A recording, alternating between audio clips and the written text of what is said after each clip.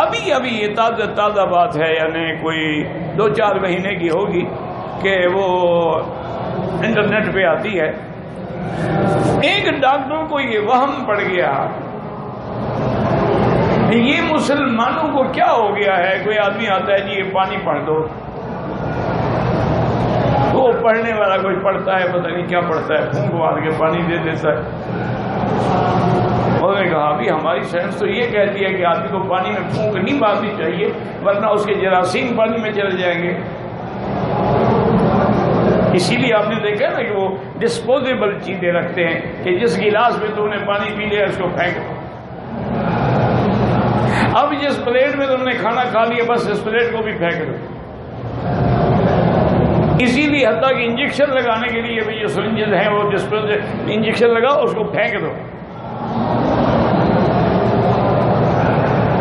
تو ان لوگوں نے یہ ریسرچ کی کہ آخر یہ کیا وجہ ہے،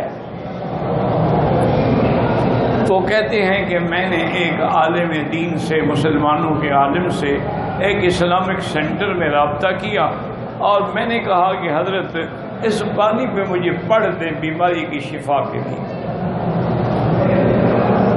اس نے کہا تم مانتے ہو؟ تم تو مسلمان نہیں ہو۔ نے کہا جی مسلمان ہونا الگ بات ہے، بیماری تو منواتی ہے نا۔ تو کہتے ہیں کہ بزرگوں نے کچھ پڑھا، اللہ عالم سورۃ فاتحہ پڑھی یا آیات شفا پڑھی جو قرآن میں 7 آیات شفا ہے، یہ بھی بہت بڑی اللہ کی نعمت عظمیٰ ہے۔ اور مجھے دے دیا۔ اس نے کہا جی اب میں اپنی لیب میں آیا، لیبارٹری میں آیا، ایک پانی میں نے لیا جس میں پڑا ہوا نہیں تھا اور ایک پانی وہ تھا جس میں پڑا ہوا تھا۔ اس نے کہا جب میں نے اس کو اپنے آلات سے دیکھا تو جس پر اس نے دم کیا تھا اس پانی میں اللہ کی طرف سے کوئی تغیرات پیدا ہو، اور جس میں پانی دم نہیں کیا وہ اسی کا اسی طرح رہا۔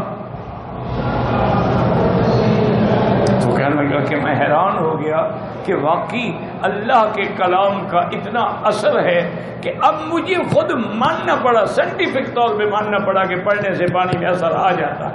ویڈیو کے نیچے سبسکرائب کے بٹن پہ کلک کریں، بیل کے آئیکن پہ کلک کیجئے تاکہ ہر نئی ویڈیو کی نوٹیفیکیشن آپ کو مل جائے۔